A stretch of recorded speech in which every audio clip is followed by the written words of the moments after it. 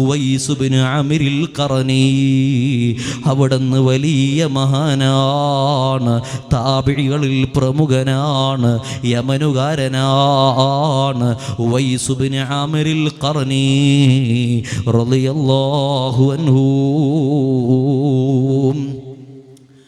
യമനുകാരനാണ്. ഹബീബായ സല്ലല്ലാഹു അലൈഹി വസല്ലമ തങ്ങൾ അവിടുത്തെ വഫാത്തിനോടടുക്കുന്ന സന്ദർഭം അവിടുന്ന് ഉമർ ബിൻ ഖത്താബ് തങ്ങളെ വിളിക്കുന്നു, സ്വഹാബത്തിനെ വിളിക്കുന്നു.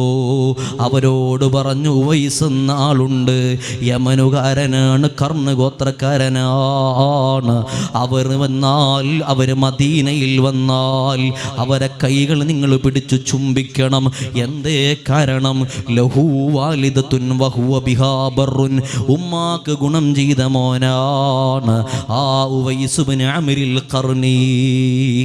അവിടുന്ന് മുത്തുനബി തങ്ങൾ മദീനയിൽ ജീവിക്കുന്ന കാലത്ത് യമനിൽ ജീവിച്ചവരാണ്.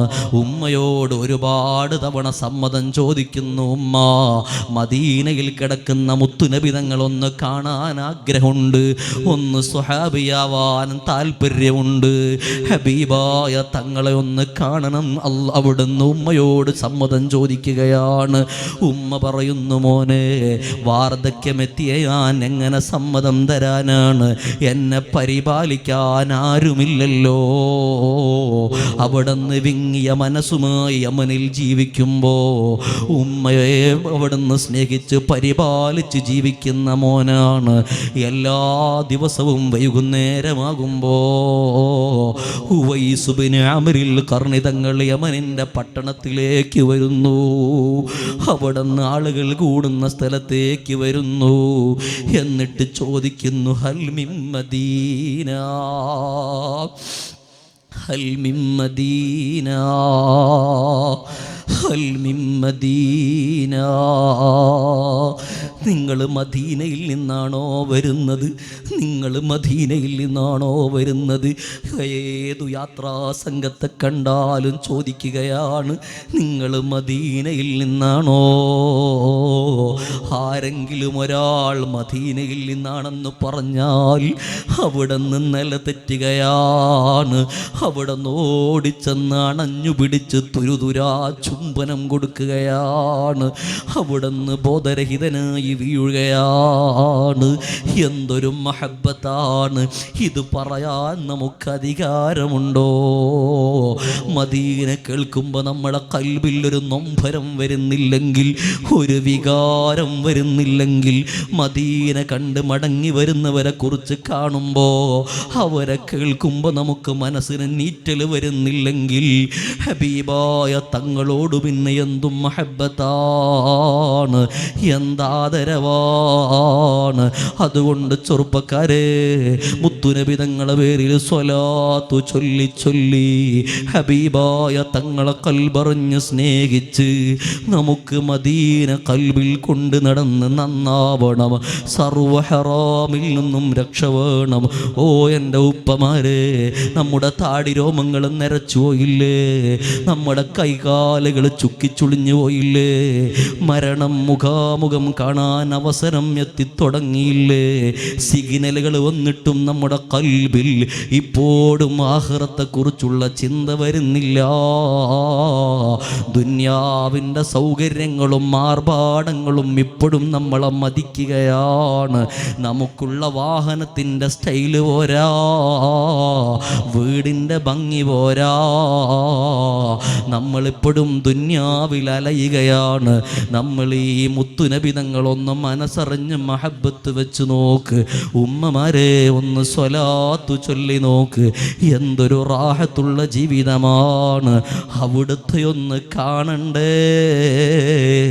സ്വഹാബത്തിങ്ങനെ കത്തിജ്വലിക്കുന്ന 14-ാം രാവിൻ്റെ ചന്ദ്രനെ നോക്കി മുത്തുനബി തങ്ങളെ മാറി മാറി നോക്കിയിട്ട് അവിടുന്ന് സ്വഹാബത്ത് പറഞ്ഞു, നബി തങ്ങളോട് മത്സരിക്കാൻ ഈ ചന്ദ്രൻ ചന്ദ്രനില്ല. അവിടുത്തെ മുഖം എന്തൊരു പൗർണമിയാണ്, എന്തൊരു ഭംഗിയാണ്. അവിടുത്തെ കൈകൾ ഇങ്ങനെ സ്പർശിച്ച സ്വഹാബത്ത് പറഞ്ഞില്ലേ, മാമസിസ്തു ദീപാജൻ വലാ ഹരീറൻ മിന്നൽ യനി കഫി റസൂലില്ലാഹ്. അല്ലാഹുവിൻ്റെ റസൂലിൻ്റെ കൈയിനേക്കാൾ മാർദ്ദവമുള്ളൊരു പട്ടും ഞാൻ സ്പർശിച്ചിട്ടില്ല. അവിടുത്തെ സുഗന്ധമോ മിസ്കിൻ്റെ സുഗന്ധമാണ്. അവിടുത്തെ ഉമിനീരും അവിടുത്തെ വിയർപ്പും എന്തൊരു സുഗന്ധമാണ്. ആ നേതാവിനെ കാണണ്ടേ, സ്വലാത്ത് ചൊല്ലി ചൊല്ലി ഹബീബായ തങ്ങളെ നമുക്ക് കാണണം. എത്ര സാധാരണക്കാർ കണ്ടുപോയി. ഉമ്മമാരെ, എത്ര വീട്ടിൽ ജോലിയെടുക്കുന്ന സാധുക്കളായ ഉമ്മമാര് കണ്ടുപോയി. നമുക്ക് ഹബീബിനെ കൺകുളിർക്കെ കാണണം.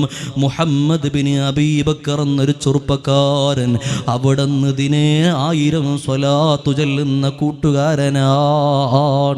1000 സ്വലാത്ത് പതിവുള്ള ചെറുപ്പക്കാരനാണ്. അവിടുന്ന് പറയുന്നു, ഞാനങ്ങനെ സ്വലാത്ത് ചൊല്ലി ഒരു രാത്രി കിടന്നുറങ്ങിയപ്പോ ഹബീബായ തങ്ങൾ എൻ്റെ റൂമിലേക്ക് വരുന്നു. നബി തങ്ങളെ കണ്ടപാടെ ഞാനങ്ങ് എഴുന്നേറ്റ് നിന്നു. ഹബീബായ സ്വല്ലല്ലാഹു അലൈഹി വസല്ലമ തങ്ങൾ എന്നോട് പറഞ്ഞു, ഇഫ്തഹ് ഫാക, നിങ്ങളെ വായൊന്ന് തുറക്കുമോ, എനിക്കൊരു ചുംബനം തരാനാണ്. ഫസ്തഹയൈതു, എനിക്ക് ലജ്ജ വന്നുപോയി. നബി തങ്ങൾ എന്നോട് വായിൽ ചുംബിക്കാൻ ചോദിച്ചപ്പോ ഞാൻ എൻ്റെ കവിൾത്തടം കാണിച്ചു കൊടുത്തു. ഹബീബായ തങ്ങൾ എൻ്റെ കവിളിലങ്ങ് ചുംബനം തന്നു. ഞാൻ ആ ചുംബനം കിട്ടി. ഞാൻ എൻ്റെ റൂമിൽ ഇങ്ങനെ നിൽക്കുമ്പോൾ എൻ്റെ ഭാര്യ എഴുന്നേറ്റു. റൂം മുഴുവനും പ്രകാശമാണ്, മിസ്കിൻ്റെ സുഗന്ധമാണ്. 2 ആഴ്ച കാലം എൻ്റെ കവിൾത്തടവും എൻ്റെ റൂമും ഹബീബിൻ്റെ മിസ്കിൻ്റെ സുഗന്ധമാണ്. ഓ ചെറുപ്പക്കാരാ, നമുക്ക് ഹബീബിനെ കാണണം. ഖൽബ് നന്നാവണം. സർവ്വ ഹറാമിൽ നിന്നും വിട്ടുനിന്ന് അനാവശ്യങ്ങളിൽ നിന്ന് മാറി അല്ലാഹുവിനെ ഭയപ്പെട്ട് റബ്ബിനെ പേടിച്ച് തഖ്വയോടെ ജീവിക്കൂ. സ്വലാത്തു ചൊല്ലി ചൊല്ലി മുത്തുനബി തങ്ങളെ മഹബ്ബത്ത് വെച്ച് അങ്ങനെ റസൂലുള്ളാഹിനെ കാണണം.